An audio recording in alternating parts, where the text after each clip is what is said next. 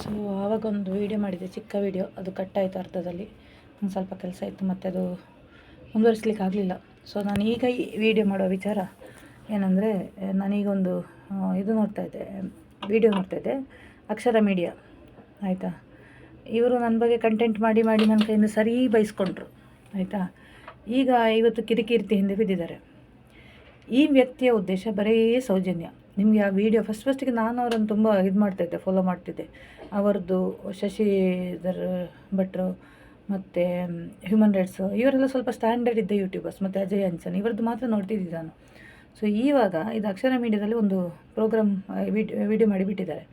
So Soujanya ವಿಚಾರದಲ್ಲಿ ಯಾರೆಲ್ಲ ಇದು ಎದುರು ಮಾತಾಡಿದ್ರು ಅವರಿಗೆಲ್ಲ ಶಿಕ್ಷೆ ಆಗಿದೆ, ಕೀರ್ತಿಗೆ ಏನೋ ಪ್ರಾಬ್ಲಮ್ ಆಗಿದೆ ಅಂತ. ನಾನು ನನ್ನ ಅನುಭವ ಹೇಳ್ತೀನಿ, ಇದು ನನ್ನ ಅನುಭವ. ನಾನು 2.5 ವರ್ಷ ಸೌಜನ್ಯ ಹೋರಾಟದಲ್ಲಿ ಇದ್ಕೊಂಡು ನನ್ನ ಅನುಭವ ಹೇಳ್ತೀನಿ. ನಾನು ಯಾವಾಗ ಸೌಜನ್ಯ ವಿಚಾರಕ್ಕೆ ಹೋದ್ನೋ ಅಲ್ಲಿಂದ ನನಗೆ ಪ್ರಾಬ್ಲಮ್ ಸ್ಟಾರ್ಟ್ ಆಗಿದೆ. ಸ್ಟಾರ್ಟಿಂಗಿಂದ ಹೇಳ್ತೀನಿ ನಾನು ಆಯಿತಾ. ಸೊ ಆ ಟೈಮಲ್ಲಿ ನಾನು ಸೌಜನ್ಯ ಹೋರಾಟಕ್ಕೆ ಬರೋ ಸ್ವಲ್ಪ ಮುಂಚೆ ಒಂದು ಮನೆ ತಗೊಂಡಿದ್ದೆ, ಮನೆ ಲೀಸಿಗೆ ಅಂತ. ಆ ಅಮೌಂಟು ನನಗೆ ಸಿಗಲಿಲ್ಲ. ಈಗ ಕೋರ್ಟಲ್ಲಿದೆ ಕೇಸು. ಇದು ನನಗೆ ಫಸ್ಟ್ ಆದ ಹೊಡೆತ. ನಿಮ್ಗೆ ಗೊತ್ತಿರ್ಬೋದು, 1-2 ಲಕ್ಷ ಅಲ್ಲ, 8 ಲಕ್ಷ ರೂಪಾಯಿ ನನಗೆ ದೊಡ್ಡ ಹೊಡೆತ. ಇದು ಅದೇ ಟೈಮಲ್ಲಿ ಸೌಜನ್ಯ ಪ್ರಕರಣ ನಡೀತಿದ್ದು. ನನ್ನ ತಲೆಯೆಲ್ಲ ಇದರಲ್ಲಾಯಿತು, ನಾನು ಅಲ್ಲಿ ಮೋಸ ಹೋದೆ. ಸೊ ಅದು ಸಿಗುತ್ತೆ ನನಗೆ ಅಮೌಂಟು. ಆಲ್ಮೋಸ್ಟ್ ಹಿಯರಿಂಗ್ ಸ್ಟೇಜಿಗೆಲ್ಲ, ಆರ್ಡರ್ ಸ್ಟೇಜಿಗೆ ಬಂದಿದೆ. ಯಾಕಂದರೆ ನನ್ನಲ್ಲಿ ಎಲ್ಲ ಎವಿಡೆನ್ಸ್ ಇದ್ದ ಕಾರಣ. ಇದು ನನಗೆ ಫಸ್ಟ್ ಆದ ಪ್ರಾಬ್ಲಮ್. ಆಮೇಲೆ ನನಗೆ ಆಲ್ ಆಫ್ ಸಡನ್ ಏಪ್ರಿಲಲ್ಲಿ ನಾನು ಬೇರೆ ಮನೆ ತಗೊಂಡೆ. ಅಂದರೆ ನನ್ನ ಆಫೀಸ್ ಜಾಬೆಲ್ಲ ಚೇಂಜ್ ಆಯಿತು, ಬೇರೆ ಮನೆ ತಗೊಂಡೆ. ಅಲ್ಲಿಂದ ನಾನು ಜಸ್ಟ್ ವಾಕೇಬಲ್ ಡಿಸ್ಟೆನ್ಸಲ್ಲಿ ಮನೆ ತೊಗೊಂಡೆ. ಆ ಮನೆ ತಗೊಂಡು ಕೂಡಲೇ ಏಪ್ರಿಲ್ ತಿಂಗಳಲ್ಲಿ ನನಗೆ ಆಲ್ ಆಫ್ ಸಡನ್ ಸ್ವಲ್ಪ ಡಿಪ್ರೆಸ್ಡ್ ಆದಂದರೆ ತುಂಬ ಡಿಪ್ರೆಸ್ಡ್ ಆದೆ. ಒಂದು ದುಡ್ಡು ಕಳ್ಕೊಂಡ ವಿಚಾರದಲ್ಲಿ, ಮತ್ತು ನನಗೆ ತಿಂಗಳಿಗೆ ಒಂದು 15,000 ಲೋನ್ ಕಟ್ಟಬೇಕು. ನಾನು ಅಮೌಂಟ್ ಕೊಟ್ಟಿರೋದು 5 ಲಕ್ಷನೂ ಲೋನ್ ಮಾಡಿ ಕೊಟ್ಟಿರೋದು. ಸೊ ಇಲ್ಲಿ ನನಗೆ ಆಫ್ಟರ್ ಆಲ್ ಇಷ್ಟು ದುಡ್ಡು ನನ್ನ ಕೈಯಲ್ಲಿ ಮಂತ್ ಎಂಡ್ ಆಗೋಗಿ ಏನೂ ಇರೋಲ್ಲ. ಆಮೇಲೆ back to back summons start ಆಯಿತು. ಇದು ಕೇಸ್ ಆಗಿದೆ, 2023 ಕೇಸ್ ಆಗಿದೆ, ಎಲ್ಲ ಸಮನ್ಸ್ ಸ್ಟಾರ್ಟ್ ಆಯಿತು. ನಿಮ್ಗೆ ಗೊತ್ತಿದೆ, ಒಂದು ಕೇಸ್ ಆದರೆ ಯಾರೂ ಹೆಲ್ಪಿಗೆ ಬರಲಿಲ್ಲ. ಬೆಳ್ತಂಗಡಿದು ಒಂದು ಸ್ಟೇಷನ್ದು, ಬೆಳ್ತಂಗಡಿ ಕೋರ್ಟಿದ್ದು ಒಂದು ಫ್ರೀ ಬಿಟ್ಟರೆ ಬೇರೆ ಯಾರೂ ಹೆಲ್ಪಿಗೆ ಬರಲಿಲ್ಲ. ಒಂದೊಂದು ರೀತಿಯಲ್ಲಿ ಅವಾಯ್ಡ್ ಮಾಡಿದರು, ಒಂದೊಂದು ರೀತಿಯಲ್ಲಿ ಯಾರಲ್ಲೂ ಇಲ್ಲ ದುಡ್ಡು. ಸೊ ನಾನೇನು ಮಾಡಿದೆ, ಮನೆಯಲ್ಲಿ ಹೇಳಿದ ಕಾರಣ ನನ್ನ ಅಕ್ಕನೇ ತುಂಬ ಹೆಲ್ಪ್ ಮಾಡಿದ್ಲು. ಆಯಿತು, ಹೇಗಾದರೂ ಒಂದು ಒಳ್ಳೆ ಅಡ್ವೊಕೇಟ್ ಮಾಡ್ಕೊ, ಫ್ರೀ ಅಡ್ವೊಕೇಟ್ಗೆ ಎಲ್ಲಿ ಹೋಗಬೇಡ, ನಾವು ಆ ಕೇಸಿಂದ ಹೊರಗೆ ಬರೋಣ ಅಂತ. ಯಾಕಂದರೆ ನನ್ನ ಫ್ಯಾಮಿಲಿ ಬ್ಯಾಕ್ಗ್ರೌಂಡ್ ಸ್ಟ್ರಾಂಗ್ ಇದ್ದ ಕಾರಣ ಆಯಿತು. ಮತ್ತು ನಾನು ಹೇಗೆ ಅಡ್ಜಸ್ಟ್ ಮಾಡಿ ಆ ಕೇಸ್ ನಡೀತಾ ಇದೆ. ಎಲ್ಲ ಒಂದು 7-8-9 ಕೇಸ್ ಇದೆ. ಎಲ್ಲ ಸಮನ್ಸ್ ರಿಸೀವ್ ಮಾಡಿದ್ದೀನಿ. ಮೂಡಿಗೆರೆದು ಮಾತ್ರ ರಿಸೀವ್ ಮಾಡಿಲ್ಲ, ಅದೊಂದು ಸುಳ್ಳು ಕೇಸು, ಅದು ಸ್ವಲ್ಪ ವೇಟಿಂಗಲ್ಲಿದೆ ಆಯಿತಾ. ಸೊ ಇಲ್ಲಿ ಒಂದು ಹೊಡೆತ ಬಿತ್ತು. ನಿಮ್ಗೆ ಅಂದ್ಕೋಬೋದು ನೀವು, ಒಂದೊಂದು ಅಡ್ವೊಕೇಟಿಗೆ ಎಷ್ಟೆಷ್ಟು ಫೀಸ್ ತಗೋತಾರೆ ಅಂತ ಬೆಂಗಳೂರಲ್ಲಿ. ಮತ್ತು ನಾನು ಪರಿಚಯ ಇರುವ ಅಡ್ವೊಕೇಟಿಗೆ ಹೋಗಿದ್ದಲ್ಲ, ನಾನು ಪೇಯ್ಡ್ ಅಡ್ವೊಕೇಟಿಗೆ ಹೋಗಿದ್ದು. ಅವರು ಜಸ್ಟ್ ಇದಷ್ಟೇ, ಕಾಳಜಿ ಏನಿಲ್ಲ ಅವರಿಗೆ. ಅವರು ಫೀಸ್ ಹೇಳ್ತಾರೆ, ಒಂದು ಕೇಸಿಗೆ ಇಷ್ಟು ಅಂತ ನಾನು ನಡೆಸ್ತೇನೆ. ಬಟ್ ಒಳ್ಳೆ ರೆಸ್ಪಾಂಡ್ ಮಾಡಿದ್ದಾರೆ. ಯಾಕಂದರೆ ನಾನು ವೇಳೆ ಹೋಗ್ಲಿಕ್ಕೆ ಆಗದಿದ್ರು ನೆಕ್ಸ್ಟ್ ಅಪ್ಲಿಕೇಶನ್ ಹಾಕೋದು ಇದೆಲ್ಲ ಮಾಡಿದ್ದಾರೆ. ಯಾಕಂದ್ರೆ ನಾವು ದುಡ್ಡು ಕೊಟ್ಟರೆ ನಮಗೂ ಕೇಳಲಿಕ್ಕಾಗುತ್ತೆ, ಏನಾಯಿತು ಸರ್ ಕೇಸಿನ ಸ್ಟ್ಯಾಟಸ್ಸು ಅಂತ ಹೇಳಿ ಕೇಳಲಿಕ್ಕಾಗುತ್ತೆ. ಸೊ ಅದೊಂದು ವಿಚಾರ. ದುಡ್ಡಿನ ವಿಚಾರದಲ್ಲಿ ಸಂಪೂರ್ಣ ಸೋತದೆ. ಹಾಗೆ ನಾನು ಫುಲ್ ಡಿಪ್ರೆಸ್ಡ್ ಆದೆ. ಯಾಕಂದ್ರೆ ನಿಮ್ಗೆ ಗೊತ್ತಿರ್ಬೋದು, ಹೋರಾಟದಲ್ಲಿ ನಾವು ಮಾತಾಡುವಾಗ ನಮಗೆ ಜೈ ಹೇಳಲಿಕ್ಕೆ ತುಂಬ ಜನ ಇದ್ದಾರೆ. ಆ ಟೈಮಲ್ಲಿ ಯಾರು ಒಬ್ಬರು ಕೂಡ ನಮ್ಮನ್ನು ಮಾತಾಡಿಸಿಲ್ಲ.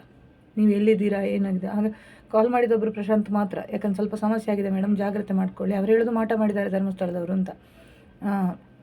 ಸೋಮನಾಥ್ ನಾಯ್ಕರೇ ಮೃತ್ಯುಂಜಯ ಹೋಮ ಮಾಡಿದಂತೆ ಇವರಿಗೆ ಸಮಸ್ಯೆ ಆಯ್ತಂತೆ, ಲ್ಯಾಪ್ಟಾಪ್ ಹೋಯ್ತಂತೆ, ಅಮ್ಮನಿಗೆ ಹುಷಾರಿಲ್ಲದಾಯ್ತಂತೆ, ಹೆಂಡ್ತಿದು ಸಮಸ್ಯೆ ಆಯಿತು, ಹೀಗೆಲ್ಲ ತುಂಬ ಸಮಸ್ಯೆಗಳು ಹೇಳಿದ್ದು ಒಂದು ಪ್ರಶಾಂತ್. ಮತ್ತು ಕೆಲವರಿಗೆಲ್ಲ ನಾನು ವಿಚಾರಿಸುವಾಗ ಎಲ್ಲರಿಗೂ ಸಮಸ್ಯೆನೇ ಆಗಿರೋದು ಆ ಟೈಮಲ್ಲಿ ಆಯಿತಾ. ಇದು ನಾನು ಹೇಳ್ತಿರೋ ಪ್ರಾಬ್ಲಮ್. ಸೌಜನ್ಯ ಹೋರಾಟದಲ್ಲಿರುವಾಗ ನಾನು ತುಂಬ ತೊಂದರೆ ಅನುಭವಿಸ್ತೀನಿ. ಎಲ್ಲಿವರೆಗೆ ಅಂದರೆ ಡಿಸೆಂಬರ್ವರೆಗೆ ನನಗೆ ತೊಂದರೆನೇ. ಅದಾದಮೇಲೆ ಆ ಸಮಾವೇಶಕ್ಕೆ ನಾನು ಹೋಗಿ ಬಂದಮೇಲೆ ನಾನು ಸೌಜನ್ಯ ಪರವಾಗಿ ಮಾತಾಡ್ತಾನೆ ಇದ್ದೇನೆ, ಮತ್ತು ವೀಡಿಯೋ ಮಾಡ್ತಾಯಿದ್ದೀನಿ, ಸ್ವಲ್ಪ ರಿಕವರ್ ಆದೆ. ಇನ್ನೊಬ್ಬರು ನನಗೆ ಫೋನ್ ಮಾಡಿ ಹೇಳಿದ್ರು, ನೀವು ತುಂಬ ಜಾಗ್ರತೆ ವಹಿಸಬೇಕು, ನಿಮಗೆ ಏನೋ ಮಾಡಿದ್ದಾರೆ ಅವರು, ನಿಮಗೆ ಜೀವಕ್ಕೆ ಅಪಾಯ ಮಾಡಿದ್ದಾರೆ ಅಂತ. ನಾನು ಅದಕ್ಕೆಲ್ಲ ಹೆದರಲಿಲ್ಲ, ಸತ್ರ ಸಾಯ್ತೀನಿ ಅಷ್ಟೇ ಅಂತ ಹೇಳಿದೆ. ನೀವು ಇಮಿಡಿಯೇಟ್ ಮಂತ್ರಾಲಯಕ್ಕೆ ಹೋಗಿ ಬನ್ನಿ ಅಂತ ಹೇಳಿದರು. ನಂಗೆ ಇಲ್ಲಿವರೆಗೆ ಹೋಗ್ಲಿಕ್ಕಾಗಲಿಲ್ಲ. ಮತ್ತು ನನ್ನ ತಂಗಿ ಹೋಗಿ ಬಂದಳು, ಅಲ್ಲಿ ಅವಳು ನನಗೋಸ್ಕರನೇ ಪ್ರೇ ಮಾಡಿದ್ದು ಅಂತ ಹೇಳಿದ್ಲು. ಸೊ ಇದೊಂದು ವಿಚಾರ ನನಗೆ ಆಗಿದ್ದು. ಅದು ಯಾರು ಮಾಟ ಮಾಡಿದ್ದು ನಂಗೆ ಗೊತ್ತಿಲ್ಲ. ನಾನು ಮಾಟ ಮಂತ್ರವನ್ನು ನಂಬೋದೂ ಇಲ್ಲ. ಮಾಟ ಮಾಡಿದವನಿಗೆ ಒಳ್ಳೆಯದಾಗಲಿ.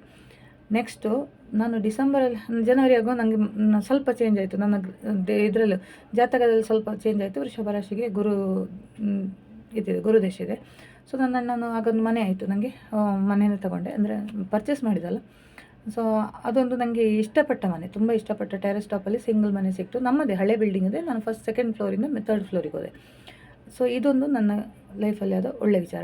ಆವಾಗ ನನ್ನ ಅಣ್ಣ ಹೇಳಿದರು, ಬಂದು ಮನೆ ವಾಸ್ತು ನೋಡಿ ಪರವಾಗಿಲ್ಲ ಚೆನ್ನಾಗಿದೆ ಮನೆ, ಒಂದು ಗಣ ಹೋಮ ಮಾಡಿಸೋಣ ಅಂತ ಹೋಗುವಾಗ ಹೋದವರು ತಿರುಗಿ ನನಗೆ ಬಂದು ಹೇಳಿದರು, ನೀವು ಮಾಡಾಯಿಕ ಹೋಗಿ ಬರ್ತೀರಾ, ಶತ್ರುಗಳು ತುಂಬ ಇದ್ದಾರೆ ಅಂತ ಹೇಳಿದರು. ಏನೋ ಒಂದು ಅಪಾಯದ ಸೂಚನೆ ಇದ್ದ ಥರ. ನಾನು ಓಕೆ ಹೋಗ್ತೀನಿ ಅಂದೆ. ನೆಕ್ಸ್ಟ್ ನನ್ನ ಅಕ್ಕ ಬಂದಳು ಮನೆ ಗೃಹ ಪ್ರವೇಶಕ್ಕೆ. ಅವಳು ಸಹ ಹೇಳಿದ್ದು, ಧರ್ಮಸ್ಥಳದ ವಿಚಾರ ಬಿಡು, ನನ್ನ ಹತ್ತಿರ ಸಂಬಂಧಿಕರು ಒಬ್ಬರು ಇಲ್ಲಿದ್ದಾರೆ ಬೆಂಗಳೂರಲ್ಲಿ, ಅಂಕಲ್ ಆಂಟಿ ಅವರು ಬಂದಿದ್ದರು. ಅನಿತಾ, ಧರ್ಮಸ್ಥಳ ವಿಚಾರ ಒಂದು ಬಿಡಿ, ನಿಮಗೆ ಒಳ್ಳೆಯದಾಗುತ್ತೆ, ಮನಸ್ಸಿಗೆ ನೆಮ್ಮದಿ ಸಿಗುತ್ತೆ. ಸೊ ಮೂವರು ಒಂದೇ ಥರ ಯಾಕೆ ಹೇಳ್ತಾರೆ ಅಂತಂದು ನಾನು ಆವಾಗ ಈ ಪ್ರಶಾಂತಿದು ಗಲಾಟೆನೂ ಸ್ಟಾರ್ಟ್ ಆಯಿತು ದುಡ್ಡಿನ ವಿಚಾರದಲ್ಲಿ. ಆ ವಿಚಾರಕ್ಕೆ ನಾನು ಯಾವತ್ತು ಧರ್ಮಸ್ಥಳದ ವಿಚಾರದಿಂದ ಹೊರಗೆ ಬಂದನೋ, ನಾನು ಎಲ್ಲಿ ಮಾತಾಡಿ ನಿಲ್ಲಿಸ್ನೋ ಅಲ್ಲಿಂದ ನನಗೆ ಒಳ್ಳೆಯದಾಯಿತು. ಫೆಬ್ರವರಿಯಲ್ಲಿ ಒಂದು ಹೊಸ ಉದ್ಯಮ, ನಿಮ್ಗೆ ಗೊತ್ತಿರ್ಬೋದು, ನಾವೊಂದು ಬಿಸ್ನೆಸ್ ಮಾಡಬೇಕು ಅಂತ ಹೇಳಿದ್ವಿ, ಅದರದ್ದು ಒಂದು ಪ್ಲ್ಯಾನಿಂಗ್ ಆಯಿತು. ಮತ್ತು ಮಾರ್ಚ್ ಮಂತಲ್ಲಿ, ಇದೇ ಮಾರ್ಚಲ್ಲಿ ನಾನೊಂದು ಗಾಡಿ ಕೂಡ ಬುಕ್ ಮಾಡಿದೆ. ಆಯ್ತು, ಆ್ಯಕ್ಚುಲಿ ನನಗೊಂದು ಕಾರ್ ತೊಗೊಳ್ಬೇಕು ಅಂತ ಇತ್ತು. ಯಾಕಂದರೆ ಇದು ನಾನು ತಗೊಂಡೊಂದು ಚಾಲೆಂಜ್. ನಾನು ಮಂಗಳೂರಿಂದ ಬೆಂಗಳೂರಿಗೆ ಬರೋಗೊಂದು ಮಾತು ಹೇಳಿದೆ ನನ್ನ ಅಕ್ಕನಿಗೆ, ವಾಪಸ್ ನಾನು ರಿಟರ್ನ್ ಬರಬೇಕಿದ್ರೆ ನನ್ನ ಸ್ವಂತ ಕಾರಲ್ಲಿ ನಾನೇ ಡ್ರೈವಿಂಗ್ ಮಾಡ್ಕೊಂಡು ಬರ್ತೀನಿ ಅಂತ. 18 ವರ್ಷದಲ್ಲಿ ಲೈಸೆನ್ಸ್ ಮಾಡಿ ಡ್ರೈವಿಂಗ್ ಕಲ್ತ್ಕೊಂಡಿಟ್ಟಿದ್ದೆ. ಬಟ್ ಏನೋ ವಿವಿಧ ರೀತಿ ಇದರಿಂದ ನನಗೆ ತೊಗೊಳ್ಳಿಕ್ಕಾಗಿರಲಿಲ್ಲ. ನಾನು ಆ್ಯಕ್ಚುಲಿ ಈ ಸಲ ಪ್ಲ್ಯಾನ್ ಮಾಡಿರೋದು ಕಾರ್ ತೊಗೋಬೇಕು ಅಂತಲೇ. ಬಟ್ ಈಗ ಗೊತ್ತಿರ್ಬೋದು ನನ್ನ ಬಗ್ಗೆ ಆದ ಅಪವಾದ. ನಾನು ಮನೆ ತಗೊಂಡಿದ್ದು ದೀಪಕ್ ಶೆಟ್ಟಿ ಕೊಟ್ಟಿದ್ದು. ನಾನು ಕೆಲಸ ಮಾಡ್ತಿರೋದು ವೀರೇಂದ್ರ ಹೆಗ್ಡೆ ಮಗಳ ಕಂಪನಿಯಲ್ಲಿ. ಸೊ ನನಗೀಗ ಕಾರ್ ತೊಗೊಂಡ್ರೆ ಅದು ವೀರೇಂದ್ರ ಹೆಗ್ಡೆ ಅವರು ಕೊಟ್ಟ ಗಿಫ್ಟ್ ಅಂತ ಆಗುತ್ತೆ. ಸೊ ಅಪವಾದ ಬೇಡ ಅಂತ ಒಂದು 2 ವೀಲರ್ ತೊಗೊಂಡಿದ್ದೀನಿ, ಬುಕ್ ಮಾಡಿದ್ದೀನಿ. ಈಗ ಹೋಗಬೇಕು, ಅದಕ್ಕೂ ಟೈಮ್ ಇಲ್ಲ, ನೆಕ್ಸ್ಟ್ ವೀಕ್ ಹೋಗಬೇಕು. ಸೊ ಇದಿಷ್ಟು ವಿಚಾರಗಳು ನನಗೆ ಒಳ್ಳೆಯದಾಗಿದೆ. ಮತ್ತು ಇನ್ನೊಂದು ಹೇಳ್ತೀನಿ, ಮೊನ್ನೆ ನನಗೆ ಮಂಗಳೂರಿಂದ ಒಬ್ಬ ಹುಡುಗ ಫೋನ್ ಮಾಡಿದ, ಹೋರಾಟದಲ್ಲಿರುವ ಅಕ್ಕ, ನಾನು ಕೈ ಸುಟ್ಕೊಂಡಿದ್ದೀನಿ ಅಂತ ಹೇಳಿದೆ. ನಾನು ಹೇಳಿದೆ, ದಯವಿಟ್ಟು ಆ ಸೌಜನ್ಯ ವಿಚಾರದಿಂದ ಹೊರಗೆ ಬನ್ನಿ, ಅಣ್ಣಪ್ಪ ಮಂಜುನಾಥಿಗೆ ಕೈ ಮುಗೀರಿ, ಧರ್ಮಸ್ಥಳಕ್ಕೆ ಹೋಗೋದು ಬೇಡದಿದ್ದು ಕದ್ರಿಗೆ ಹೋಗಿ ಕೈ ಮುಗೀರಿ, ಹೊರಗೆ ಬನ್ನಿ, ನಿಮ್ಗೆ ಒಳ್ಳೆಯದಾಗುತ್ತೆ ಅಂದ. ಮತ್ತು ಡಿಸ್ಚಾರ್ಜ್ ಆಗಿ ಬಂದ ಮೇಲೆ ಕಾಲ್ ಮಾಡಿದ. ಅವನೇ ಹೇಳ್ದ, ಅಕ್ಕ, ನಾನು ತುಂಬ ಮಾತಾಡಿದ್ದೀನಿ ಸೌಜನ್ಯ ವಿಚಾರದಲ್ಲಿ, ಧರ್ಮಸ್ಥಳದ ಅಗೇನ್ಸ್ಟು ತುಂಬ ಬರೆದಿದ್ದೀನಿ ಅವ್ರ ಬಗ್ಗೆ ಎಲ್ಲ, ಅವ್ರದ್ದು ಶಾಪ್ ಆಗಿರ್ಬೋದು, ಅದರಿಂದಾಗಿ ತೊಂದರೆ ಆಗಿರ್ಬೋದು, ನಾನು ಬಿಡ್ತೀನಿ, ನಾನು ನ್ಯೂಟ್ರಲ್ ಆಗಿರ್ತೀನಿ ಅಂತ. ಸೊ ನಾನು ಹೇಳ್ತಾ ಇರೋದು ಒಂದೇ, ನೀವು ಸೌಜನ್ಯ ಎಂಬ ವಿಚಾರದಿಂದ ಹೊರಗೆ ಬನ್ನಿ. ಹೋರಾಟದ ವಿಷಯ ಮಾತಾಡ್ತಿಲ್ಲ ನಾವು. ಆವಾಗ ನಾವು ಧರ್ಮಸ್ಥಳ ಅಂತ ಹೇಳಿರ್ತೀವಿ ತುಂಬ ಸಲ. ಅಲ್ಲಿ ಆಡಳಿತ ಮಾಡೋರು ಯಾರೇ ಆಗಿರಲಿ, ಅವರಿಗೆ ಬೈತೀರೋ ಬಿಡ್ತಿರೋ ನಿಮ್ಮ ಇಷ್ಟ. ಅವ್ರೇನು ಅನ್ಯಾಯ ಮಾಡಿದರೆ ಅವ್ರಿಗೆ ಮಾತಾಡಿ, ನನಗೇನು ಪ್ರಾಬ್ಲಮ್ ಇಲ್ಲ. ಬಟ್ ನಿಮ್ಗೆ ಗೊತ್ತಿರ್ಬೋದು, ನಮ್ಮ ಹಿರಿಯರು ಆ ಹೆಸರು ಕೂಡ ಹೇಳಲಿಕ್ಕೆ ತರ್ತಿದ್ರು, ಆ ಸತ್ಯದ ಜಾಗೆ ಹಾಗೆ ಅಂತ ಹೇಳ್ತಿದ್ರು. ಆ ಜಾಗೆಗೊಂದು ಪವಿತ್ರತೆ ಇದೆ. ಸೊ ಅಲ್ಲಿ ಯಾವಾಗ ಆ ವಿಷಯವನ್ನು ನೀವು ಮಾತಾಡೋದು ಬಿಡ್ತೀರೋ ಅಲ್ಲಿ ನೀವು ಒಳ್ಳೆಯದಾಗ್ತೀರಿ. ಇದು ನನ್ನ ಸ್ವಂತ ಉದಾಹರಣೆ. ಇವರು ನನಗೆ ಮಾಡಿದ ಅಪವಾದ ಎಲ್ಲ ಸುಳ್ಳದು.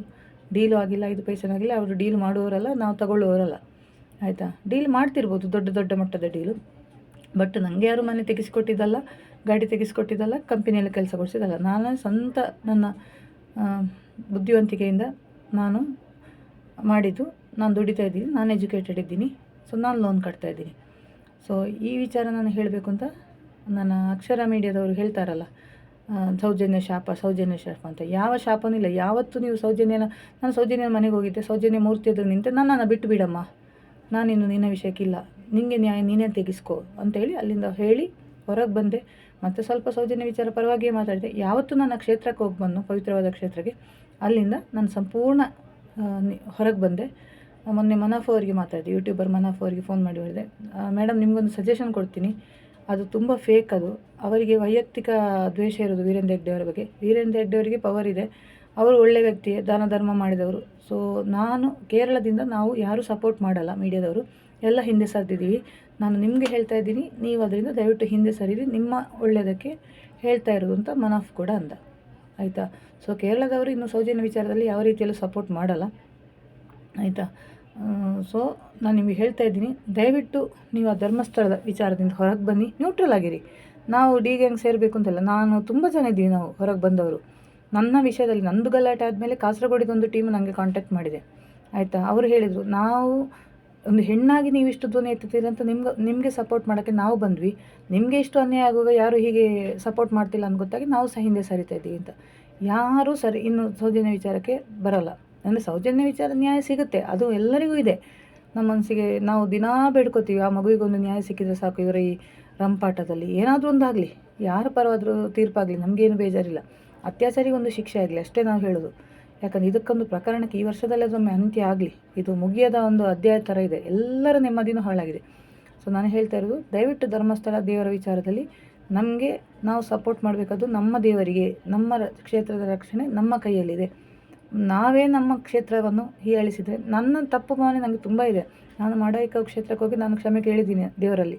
ಆಯಿತಾ. ನಾನೇನು ತಪ್ಪು ಮಾಡಿದರೆ ಕ್ಷಮಿಸು ಅಂತ, ಆಯಿತಾ. ವಾಗ್ದೋಷ ಒಂದು ಇದಕ್ಕೂ ಪರಿಹಾರ ಮಾಡಿದ್ದೀನಿ. ಯಾಕಂದ್ರೆ ನಾನು ಓಪನ್ ಆಗಿ ಹೇಳ್ತೇನೆ, ನಾನು ಮಾಡಿದ ತಪ್ಪಿಗೆ ನಾನು ಕ್ಷಮೆ ಕೇಳಿದ್ದೀನಿ. ಯಾವ ಮನುಷ್ಯರಲ್ಲ, ನಾನು ದೇವರಲ್ಲಿ, ನಾನು ನಂಬೋ ದೇವಿಯಲ್ಲಿ ಕ್ಷಮೆ ಕೇಳಿದ್ದೀನಿ. ಇನ್ನು ಮುಂದೆ ನನ್ನ ಕಡೆಯಿಂದ ತಪ್ಪಾಗದ ಹಾಗೆ ನೀನು ನೋಡ್ಕೊ ಅಂತ. ತಪ್ಪು ಮಾಡಿದರೆ ಕ್ಷಮೆ ಕೇಳಲೇಬೇಕು ಯಾರಾದರೂ. ಸೊ ನಾನು ನಿಮಗೆ ಎಲ್ಲರಿಗೂ ಕೊನೆಗಾಗಿ ಹೇಳ್ತಿದ್ದೀನಿ, ಧರ್ಮಸ್ಥಳ ಕ್ಷೇತ್ರ ದೇವರು, ಆಡಳಿತ ವರ್ಗ ನಮಗೆ ಸಂಬಂಧ ಇಲ್ಲ. ಈ ವಿಚಾರದಲ್ಲಿ ದಯವಿಟ್ಟು ಯಾರು ಮಾತಾಡ್ಲಿಕ್ಕೆ ಹೋಗಬೇಡಿ, ಯಾಕಂದರೆ ನಮ್ಮ ದೇವರನ್ನು ಅವಮಾನ ಮಾಡಬೇಡಿ. ಅಷ್ಟೇ ಹೇಳ್ತಿದ್ದು. ಒಳ್ಳೆಯದಾಗಲಿ.